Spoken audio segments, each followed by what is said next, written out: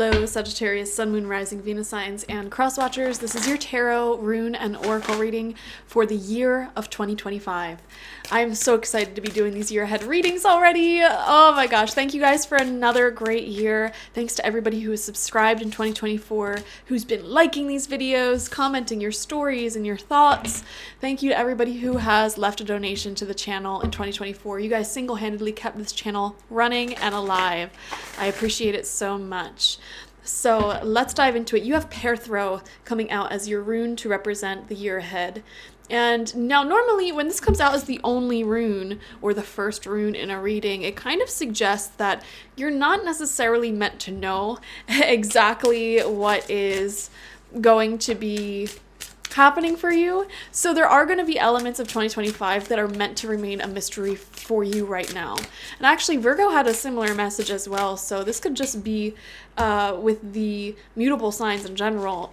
There's elements here of unknown energies that, you know, are better left a mystery, because it's kind of like if you understood how events would play out before they happened, you wouldn't have the same things happen. Does that make sense?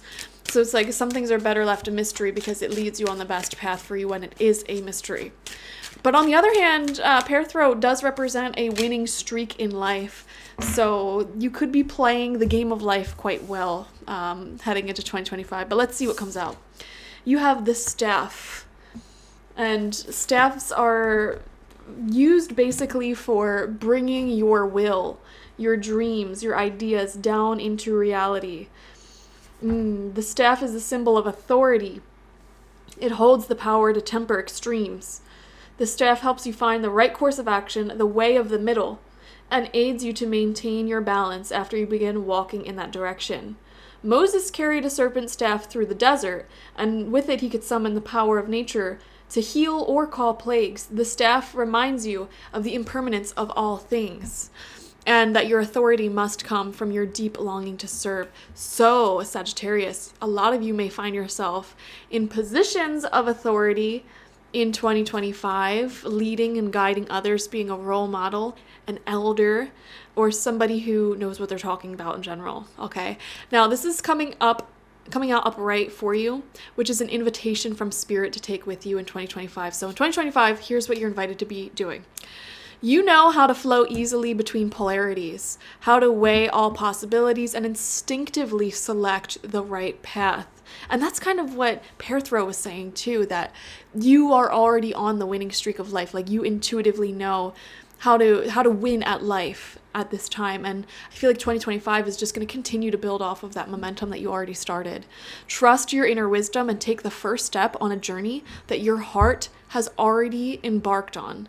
Use the power of the staff to unite what appears to be divided, to find that delicate balance between will and surrender. Yes. Some things may be coming together. I'm looking at this staff and you see how there's this spiral here that's like intertwining two different things into one. There could be you coming together with a partner in 2025 or reuniting if there has been some animosity within your family or within certain relationships, people being pulled away from each other. You may be the uniting force that brings everybody back together in some way, shape, or form. This could also be a year of fixing things up. So for example, an old family home that has fallen into disrepair, you may be fixing that up, or even being the authority, the manager, the staff of some sort of blessing. So for example, the universe may be giving you a beautiful house, but this beautiful house needs some upgrades. It needs to be cared for and loved by the right person, and you are that person. Okay? Or this could be a family that may be broken up right now, and you are the uniting force that brings it back together to a whole unit, or something of that nature. You know, the universe is trusting you with something that you are going to be managing, fixing up something. Okay. We have action coming out for you as well. Wow. So yeah, this will be a very busy year. I don't know why I'm very clearly getting a vision in my mind of, like I said, just like fixing things, okay? Renovations, bringing people together. Some of you may be creating community spaces to bring people together. That's what I'm feeling. So the sacred landscape with this card is storm clouds gathering. Have you ever been outdoors just before a storm? You feel energized and alive, and maybe even a little high, as if your body is being fed energy and vitality from the storm. The energy in the atmosphere is building, literally, and your body can feel it. Storms are necessary to replenish and refresh the land. They can feel disruptive and dangerous, and can cause damage, but without storms, the planet wouldn't be renewed and replenished. When you understand the deeper energy of storms and can embrace that energy within your body and your life, then you are always poised to take action when it is called for. So here's what that sacred landscape wants to let you know about 2025. A shift is coming. The time is now. Whenever you're watching this, do not hesitate. Face your fear. Do it anyway. When big change is on the horizon, it's time to take action. Of course, there are times to deliberate and carefully consider your next step, but not now. Now is the time to take immediate action. Look forward with a calm, steady gaze, and then forge ahead with clarity, determination, power, and grace. Quicken your spirit by making decisions now. Even if you are not 100% certain of your decision, right now, it's better to make any choice than none at all. Wow. So this is definitely a year of taking bold action for sure. And the message from your spirit guides is serenity. Beautiful. And this says, the most important relationship you can have is with yourself. This is a time to honor, nurture, and love yourself more by seeking out and removing any negative feelings and emotions that are left over from yesterday. Don't let past issues and resentments interfere with your serenity today. Nobody is going to take your peace, Sagittarius. That's a great affirmation. Nobody's going to take my peace away. I am serene. I feel this energy, Sagittarius. You are this serene, glowing energy, a miracle in many people's lives because you're holding things together. You're holding a business together. You're holding a family together. You're holding a home together, a reality. You're a force to be reckoned with. Okay, you have so much serene, angelic presence in the world. And you are finding yourself in this higher level of authority, leadership. You're managing the household or career, business, whatever you're doing well. People don't know what they would do without you. Okay? You are truly like an earth angel. Whatever it is that you're doing here, you're being trusted by spirit to manage something that needs your heavenly touch. Your angelic essence. Wow. Okay. We're going to pick 9 cards, 3 rows of 3. So let's see what they have to say. First card out for you is the 3 of Swords. So we're starting off the year with an ending, with a boom, a big ending here. Something coming to a close. Clarity is revealed. The truth is revealed. Okay, what I'm seeing here is that something was not being taken care of the way that you thought it was being taken care of. I'm getting like this message that you thought somebody was handling something, but they were not handling it, and they were covering up the fact that things were not okay. Okay, but the truth becomes revealed because it's like things have gotten so bad and out of hand that you have to step in now and sort of clean up their mess and take over as the lead manager. So I have no idea what I'm talking about. I'm not a Sagittarius. I don't have any examples for you. If you know what I'm talking about, leave a comment down below. Like, what's your personal story with that? It just feels like somebody made a mess of things. They were hiding how bad things were. And then you come in and you are sort of like it's hurtful. It's like, wow, I didn't realize it got this out of hand. I didn't realize the problem got this worse. So this is what we're going to do now. That's what it feels like. So I don't know what that means. That'll be a different situation for all of you, I guess. Right next to that, we have the Ace of Wands. But you're handling and navigating this management position, this leadership position, with a lot of enthusiasm, actually. You're quite happy to be in control. You're quite happy to take over, and it's a very graceful transition. And I feel like it's a very well-received transition as well. Like, for example, if this is in the workplace, you're taking over as manager, you have people who work underneath you. The people who work underneath you are so grateful that you're the new manager. You know, whatever it is, it's like they are very, very happy that you're the new person here because you're doing a great job.